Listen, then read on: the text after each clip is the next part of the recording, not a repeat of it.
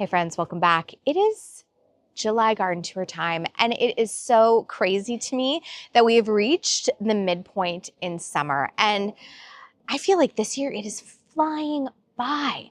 And we've done so many amazing things. We've had so many good times already in the garden. And so I want to update you on some projects, some things that are blooming, some new additions to the garden.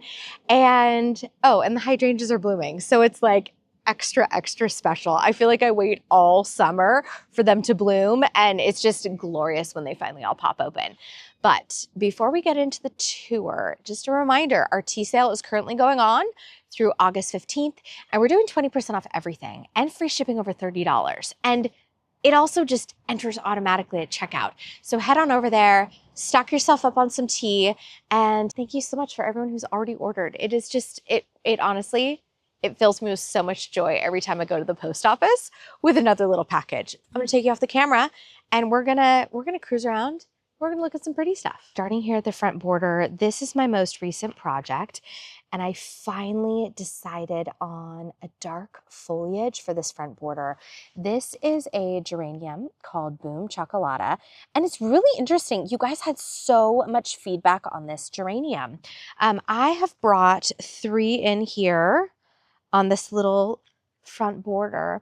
And some of you were saying that it definitely needs over 2 feet to stretch its wings, which I'm actually fine with because I really have like a foot on either side. And I love the concept that it would be intermingling with my Ridgeron. So that spacing works really well for me. Others of you have said you've had a hard time with it coming just like filling in. So I'm gonna be really excited to trial this for you guys and see how it does in my maritime climate. For those of you who are new here, I'm in the Pacific Northwest. We are a maritime climate. I believe we've been reclassed into a zone 9, but I just don't even feel like that's accurate. I really try to garden, quite honestly, like I'm in a zone 7, because we do occasionally have really kind of frosty winters that freeze everything. The next thing I was going to talk about here is right next door. My Pennisetum little bunny is finally sending out its little bottle brush heads, and I am just a huge fan of the Pennisetum grasses. I think they're so wonderful. In fact, I have little bunny here, and then if you kind of go around to this back corner, this one is Carly Rose. Do you see how tall this is? This clump is typically supposed to get around like 2.5, maybe 3 feet tall. We are pushing 3.5. I would say almost, gosh, we're going on almost 4 feet. I don't know what has happened to this, but I love it. And Carly Rose, what it has is it has this beautiful rose tint to these bottle brush heads. And I actually clipped a bunch of these for my cousin's wedding. It's actually my cousin's daughter, and she did just a beautiful backyard wedding. And this offered so much texture and movement in her arrangement. She wanted a very like casual, lived-in wedding where everyone was making their own bouquets. I mean, it was just like, it was so fun. So I clipped a bunch of these seed heads, and they made for the perfect frothy addition to all of her arrangements. Now, the next thing I've been working on is tidying up this border. This border was like insanely gorgeous in May, and then it promptly got super out of control. And so what I've done is I've kind of gone in, you can see right here, and I have selectively pruned out kind of spent blooms here. This is my Salvia caridona. I just clipped out the middle, and look at this. It's already pushing new growth. It is so happy. And so instead of just giving it like a flat buzz cut and taking away all the blooms from my pollinators, because that was another thing, is like these blooms right here still had tons of purple on them, and I just felt terrible taking all of this away from the bees. So I left a handful. I selectively pruned everything back. And then the other thing that did is it actually gave it a little bit more stability because it was splaying open pretty heavily. One thing I might actually do is I might actually come in here and do like a really subtle kind of tie back on this, just to see if it gives it a bit more structure as it pushes into new flower. Okay, and then next door, you guys, this is my lady's mantle. And what I did is I cut off every single flowering stem, and there was a lot of kind of like dead underneath here that I still need to clean out. But would you look at this? I mean, literally within days, we have new growth pushing out. And then down in here too, like look at this. So, I mean, just goes to show that lady's mantle, as soon as it's done blooming, just give it a whack. And I wait for my blooms to turn brown. So they go from this cute yellow to brown, and then I just cut it back and see what it does. And honestly, it loves a good haircut. The next thing I'm going to show you, are you ready for it? Boom. You guys, look at this gorgeous gladiola. This is a hardy gladiola called Papilio Ruby. Let's just take a look at her. Isn't that gorgeous? And what's so funny is I planted this like 3 years ago and didn't have any signs of life on it. In fact, what's so funny is I was over here clipping my lady's mantle, and that's how I discovered it was blooming. Also, I was crawling around on the ground, and look at this. I found another gladiola. So in the past couple years, all I've seen is this. And this is literally the first time I am seeing the gladiola push out growth. In fact, I was kind of peeking in through here, kind of thinking, gosh, is there more that I have somehow missed under all of this Mexican feathergrass? Nope, just 2 random gladiolas. But this guy, oh, the Papilio Ruby, this is so pretty. So I'm actually going to be on the hunt to potentially add more of these because I actually think this color would go really well down in my new back border. This next thing I want to show you may not seem like a lot, may not seem super special, but it is special to me. And this is one of those things where whenever I work a garden, I always look for signs that certain plants are happy. And I always know that they're happy because they send out new little babies into the world. And it just gets me so dang excited. So I want to show you some new babies I have found while weeding. And I've decided to leave them where they are. I have removed some that were kind of like in the way, but I want to show you what has decided to reseed itself throughout my garden. First up, of course, I know this is probably not a surprise to anyone. I am obsessed with Lady's Mantle. I love it. It's one of my just ideal plant matches, and it has started reseeding itself here. And I have another little clump here, and it's like, you guys, look at this. It is the cutest baby I have ever seen. And of course, I left it because I figure if nothing else, I can transplant these 2 clumps down to the garden in the back because we're redesigning some of those spaces, or I just leave them up here because they are so happy. Okay, now the next thing, you guys, I can't even believe I found. Do you guys know what this is? This is a scented geranium. I believe the botanical is, I think it's Quercifolia, but it is an oak leaf variegated scented geranium, and it's self-seeded. My mind is blown because I have never seen a scented geranium self-seed. Usually this is the method of kind of like multiplying these is propagation from cuttings. But you guys, right here she is. She's so cute. And this is just like one of those little nature signs that this is a plant that really is super pumped to be in my garden. So scented geraniums, you and I, man, we're having a moment. I wish you guys could see the crazy looks that my neighbors give me as I'm like crawling around on the ground with a video camera, like recording all of this for you, getting like obscenely excited. So if you happen to be my neighbor, I'm so very sorry. I totally look like a nut job out here. If you saw my last video, then this is no surprise. You guys, this is Salvia caradona. It is reseeding itself in my garden. I've never had that happen. And this is another one of those plants that I just love endlessly. And here she is, loving me back.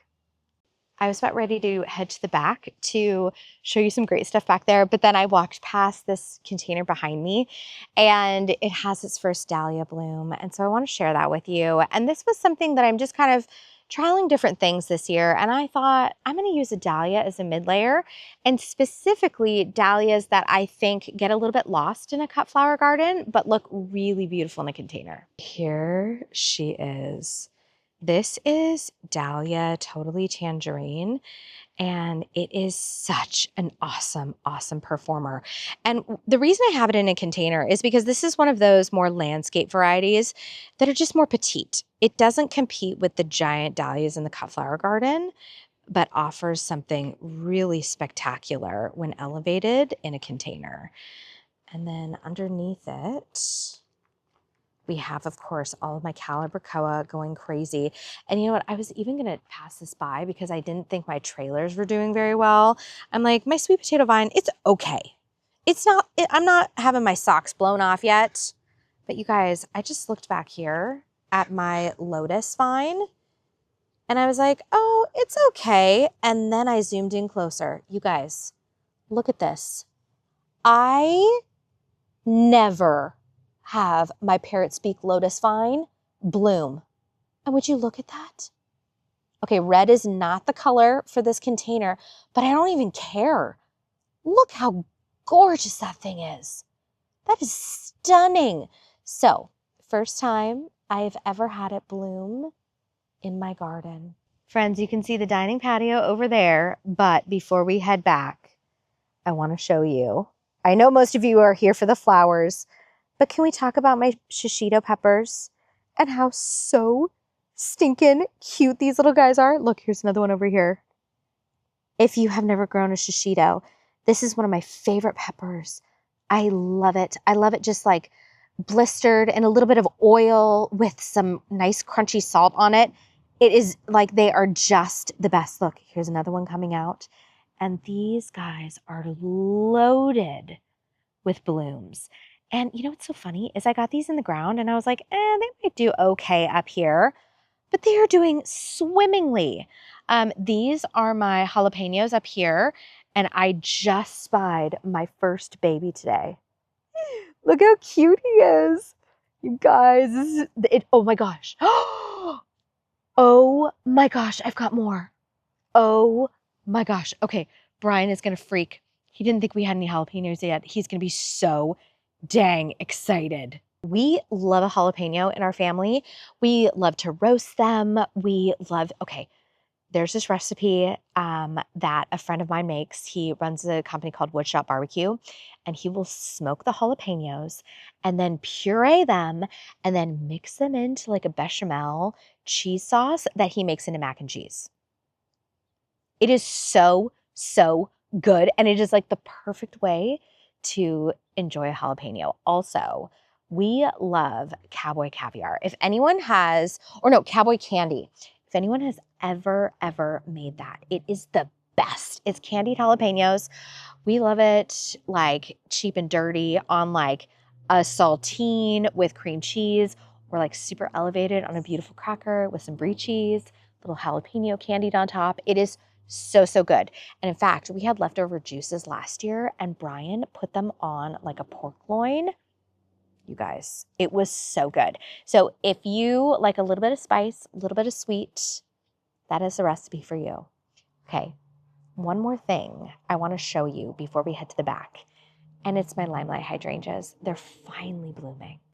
This is the limelight hydrangea hedge that has been growing in my front yard for quite some time.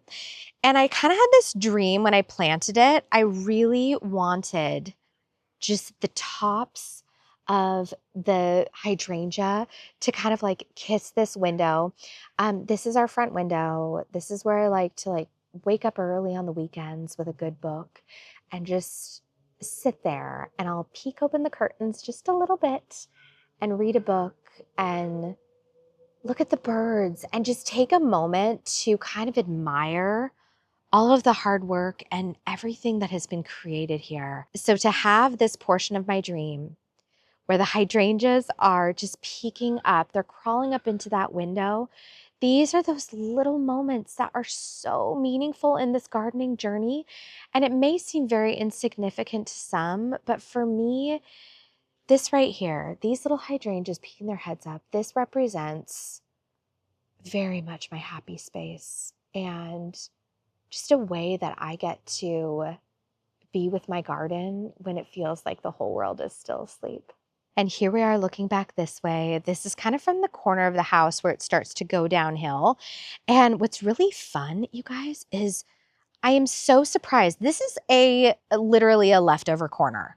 I had a random hosta left over from one project, threw it in. I had another random hosta left over from a project. I threw it in. I had a 9-bark that was looking so scraggly. Well, I threw her in. And then guess what else? This was a peony tuber that was half dead at my nursery.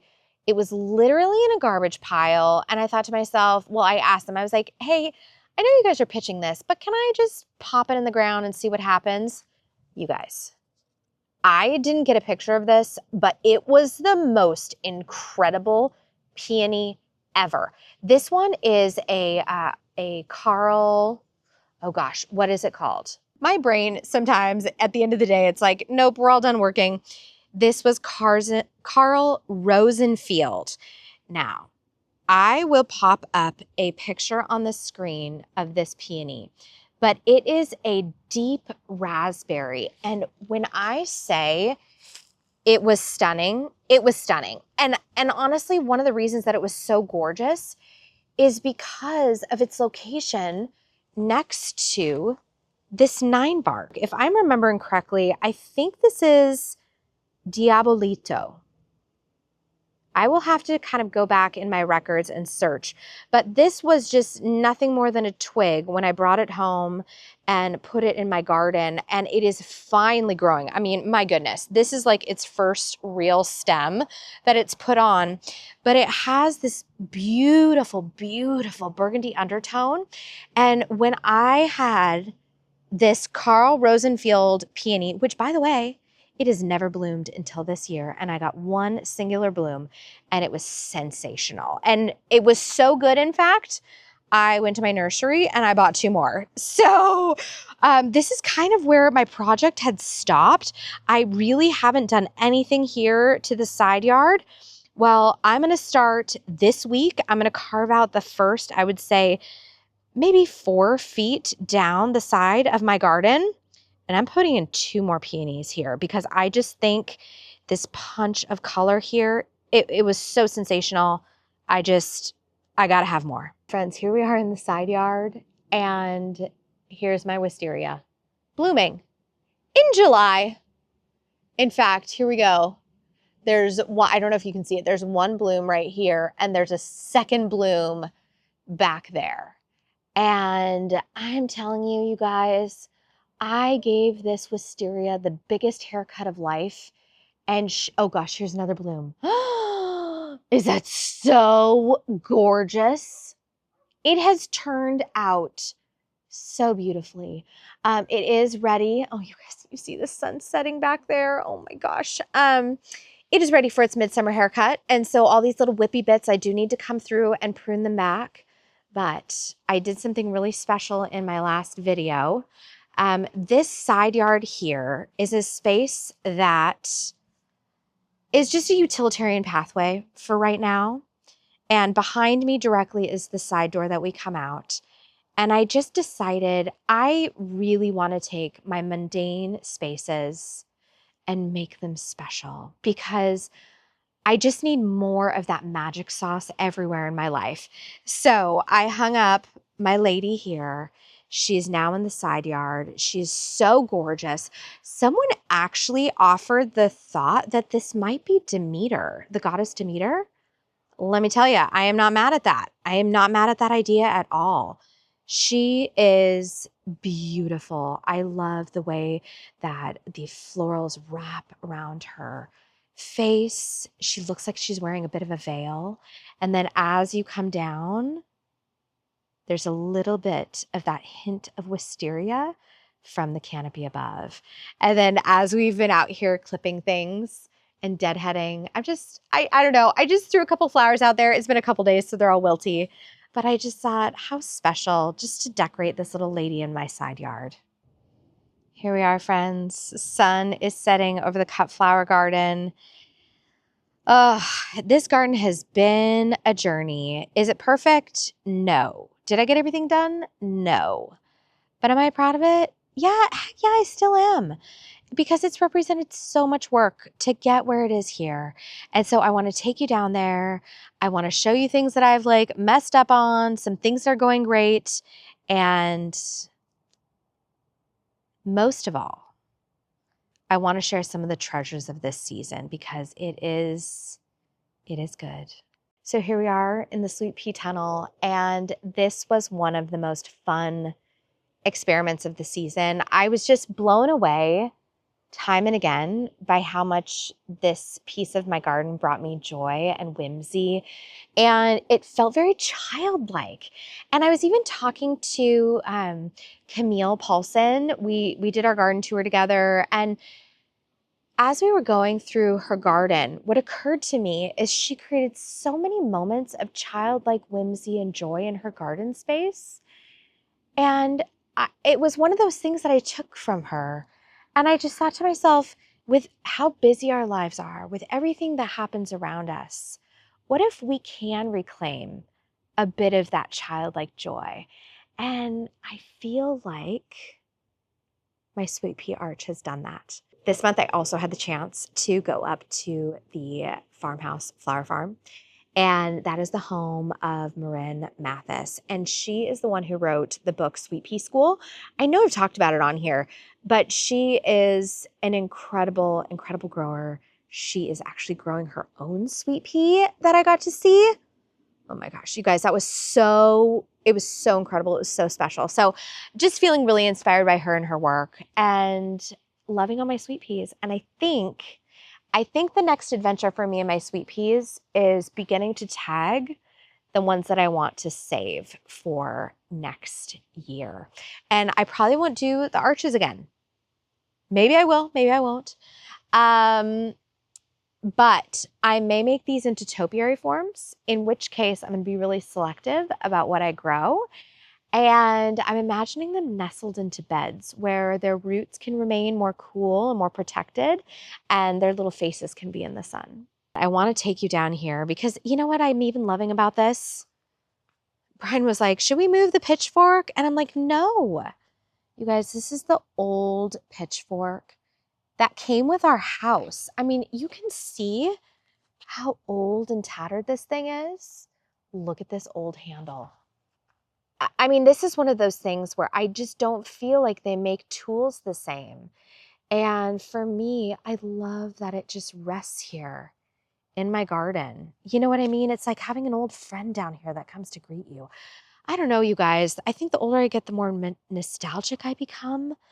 And the more I love beautiful things, and not so many things, but just the right hint, just the right little thing. As we say goodbye to all of our sweet peas here, it's more like a see you later, because there's going to be ones like Sweet Pea Bix. Would you look at her glowing in this late day sun? I think this is going to be a repeater for me next year. Of course, here we go. Here's my honest internet moment. Look at those aphids just lined up. So I got to get out here and do some squishing. But it's so fun to experiment with different things like this. April in Paris. This is one I will absolutely be growing next year. And so I need to tag it. But do you see that purple edging? Just really, really loved this one. Every once in a while, it'll throw like a random speckled one. But these sweet pea pods are very full. And so I'm going to start tagging these. And what I'm going to do is I'm going to go ahead and I think get some of those thick twist ties and just twist them around the ones that I want to keep. And then what Marryn was saying is she's out in the fall, like literally every day, seeing which ones are ripe and ready to go. And then coming down here, there's ones that I loved that I'll grow again. And then there are ones like this. This is Fandango Moon, where I just decided it wasn't my cup of tea, you know? And there's no shame in it.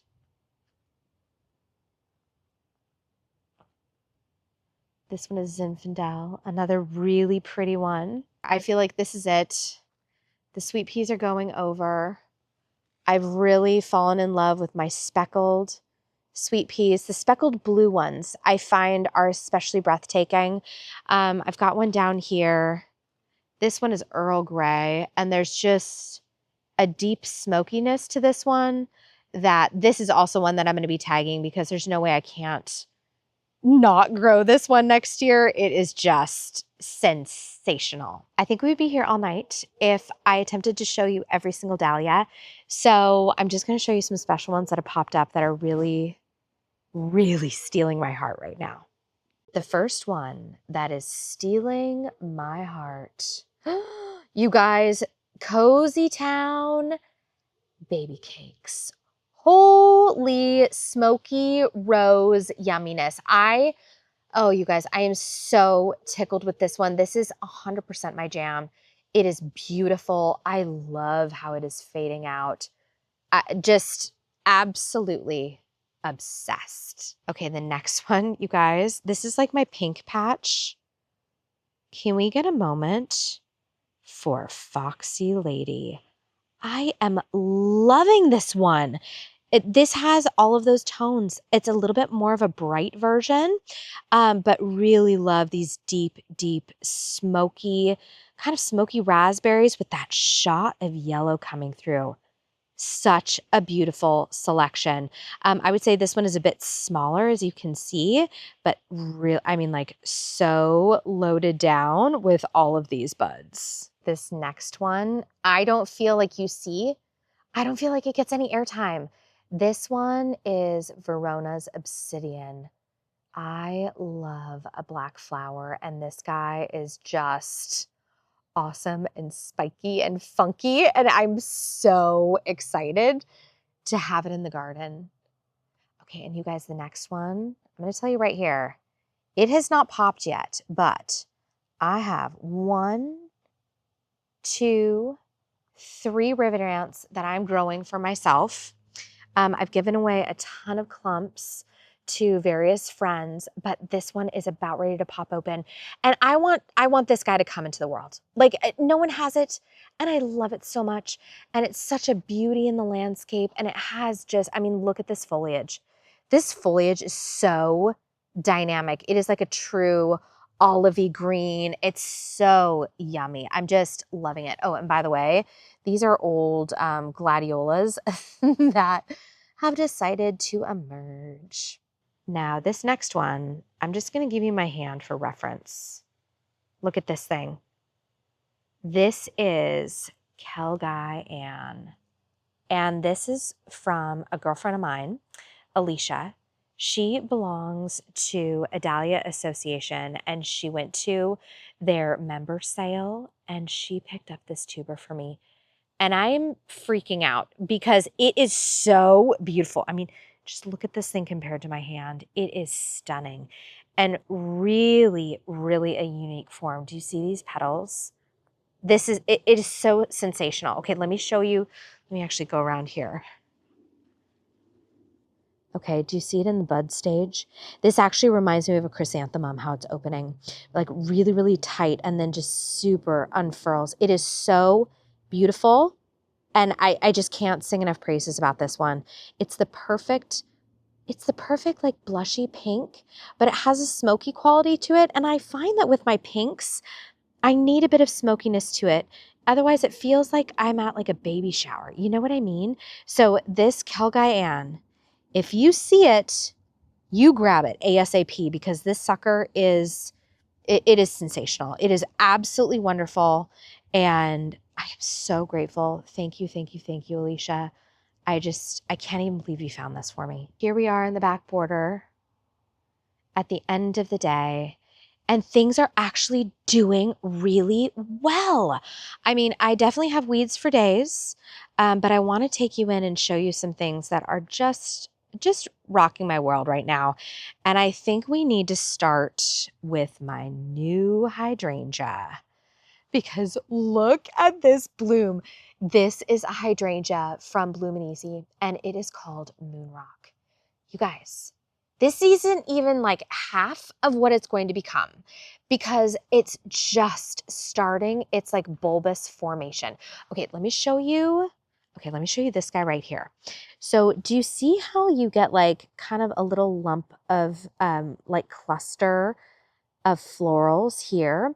What'll happen is as this thing fills out, it becomes the most massive panicle of white blooms, and it just is smothered. You guys, this is the first year of this hydrangea, and look how covered it is. It is healthy. It has transplanted beautifully in my sandy soil, which I'm telling you right now, for doing this in July, that is a big that's a big ask for any plant to be transplanted smoothly here. In fact, this is probably one of the areas that I was the most intentional about when I was putting things in, and I did kind of second guess myself on this hydrangea. I was like, man, am I going to kill this thing? No, not a chance. It's happy as it comes. And look at this. Is this not the prettiest Nepeta? I love it. So this is a catmint. And this is one of the ones that I picked up from Dan Hinckley's. Again, smoky, pinky lavender. That, you guys, that is my jam. It is absolutely my jam. This is my penstemon blackbird. And as you can see, it's finished with its first flush. And so I just cut back all the blooms. We're just going to see how she goes. And I love how upright this is. It's performing very, very well for me. Now down here, you guys, critter alert. I've had the darndest time keeping the bunnies out of here. They really, apparently, love asters. But I think I've won the battle. So fingers crossed for me. But then coming down here, my smoky peach salvia is looking amazing. Of course, here we go. Here's our honesty on the internet. Bindweed. Good gravy. And then look at this. I had a freak out moment because I was looking at my Hydrangea and its leaves were yellowing. In fact, I'll show you down here. Do you see that? I was feeling really nervous about it and I was like, oh no, did I make the wrong choice? But then it started greening up, which is always, always, always a good sign. And then it threw some blooms. So you guys, I like everything back here is doing its thing. It's doing its thing. And also, you guys, look at this. This is one of my scabiosa, my pincushion flower. This one is Giga Silver. And it was like half dead, neglected in my driveway. And would you look at this? It is just happy as a clam. And I cut everything back and it's about to bloom. So just spectacular. Oh, you guys, I have to take a moment for this one too. Funny enough, this one is brand new. This is a Physocarpus, a 9-bark. It's called Panther. I really love a dark 9-bark. I think they're amazing in cut flower arrangements. And you guys, this one is brand new to me this year. It has been only in the ground a month. And would you look at how beautiful and bushy it is?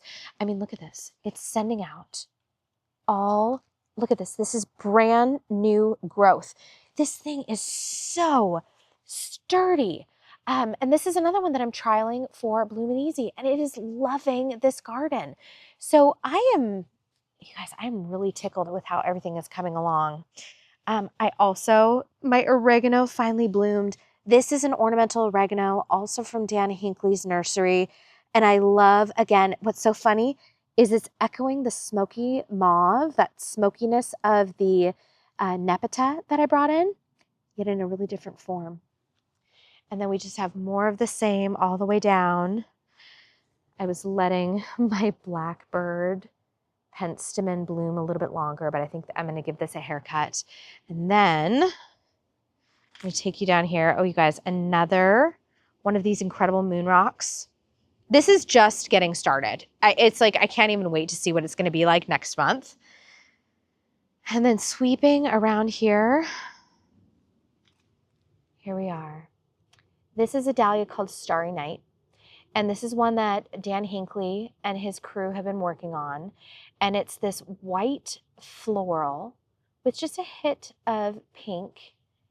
And this foliage is the glossiest black. It is so awesome.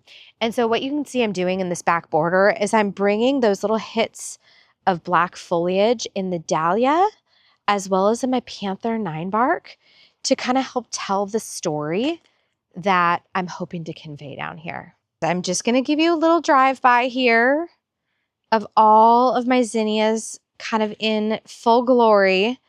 These ones are a lot of like the Binary series back here that I love so dearly. You know what's so funny is I'm actually discovering I don't like the Lilliput White. What is my problem? I loved them last year. You guys, I guess things change. It's wild, but I'm still, this is, I believe, wine. Love this one. And this is, I believe, Binary salmon, or it's just such a great one. Such a great one. But I will tell you, as we come down here,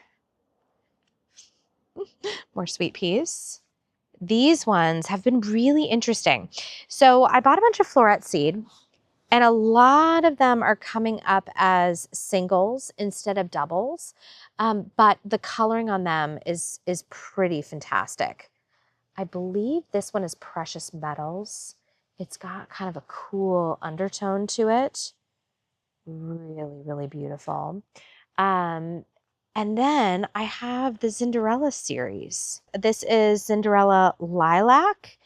And then down here, I've got Cinderella Peach. It's snuggled up with that calendula that's gone to seed. But they're all supposed to be super double petaled like this. I'm not getting those results, which is kind of bumming me out. I did get a couple, which I cut for my cousin's daughter's wedding, but not having that many. Not having that many. Now, the thing that I am bananas over, if you are new here, hi, welcome. And I am obsessed with the Queen Lime series. Okay, you guys, this is Queen Lime Blush. I love it. It is so green and awesome. And then over here, we have Queen Lime Orange. Again, I love this zinnia. It is such a great performer. And almost all of them are big and full like this. I mean, look at this thing. It's not even bloomed out fully. Just a beast and a half. And then last but not least is Queen Lime Red. This one is probably, this is its version of a single, but even then, we still have a couple rows of petals. But the Queen Lime Reds that I love are these ones that are just like a little chunkamunka ball. It's so good. So for me, I think the Queen Lime series and the Binary series, those are it. Those are my little jams. And I'm kind of going to be interested. I love the floret coloration. I just don't know if it's stabilized yet. You know what I mean? Which it takes years, and I do mean years, for her genius to create something like this. And the coloring on it, this is undeniable. Oh my gosh, you guys. Did you see who I just uncovered here? Oh, this is so funny. Okay, there's a bumblebee sacked out in there that I literally almost touched. And so we're going to let him go to bed. Sorry, buddy. But this is the other thing I love about all of my zinnias is they just attract the most gorgeous collection of creatures that rest on them every night. And it just brings me joy. And here we are ending the tour down on the bunker. Obviously, I still need to like adjust things. I have my eye on a coffee table. I'm not going to pull the trigger yet. I'm going to wait. I'm going to think about it. We're doing slow design out here. But can I share with you these awesome containers? I'm so happy. The Hydrangea are not as happy as they could be down here, but that's fine. Not everything has to be happy all the time. This is an experiment, but my lavender is great. Look at this. My geranium ballerina is blooming again. It's so cute. My Millennium Allium is about ready to just explode. My lady's mantle, she got a little dry. So that's why this container is not looking its very, very best, and probably why my Hydrangeas isn't happy. But then look at this. This is my Helen von Stein lamb's ear, and I am obsessed. All of these things I think are going to end up in the garden behind me. We're going to have to just wait and see. There's also part of me that's like, what if I just let this container be and it comes back every year? Oh, and by the way, this Hydrangeas wasn't very happy, so I cut back a ton of it, and look, pushing out a new bud. And then for those of you who aren't familiar with the Millennium Allium, it is an allium. It's a perennial. It goes all summer long. Yes, it smells like chives. I love it. And bees just smother this entire plant. So it's really, really good for pollinators. And I love that I have this like kind of perennial moment here. So it's just, again, bringing me just a little hit of joy. I kind of love how grayed out our fence is. It's just, again, it's lived in. It's lovely. It's a little bit of a barrier. I love that. You guys, look, I can sit back here and I'm not staring in the new neighbor's windows because, as most of you know, we had a giant home get built right on the alley. I don't even know how it was permitted, but it's neither here nor there. They're doing this all over Seattle. So, and sometimes it's done tastefully, and then other times it's done with very intrusively. So I love that I still get protection and greenery and a little bit of privacy.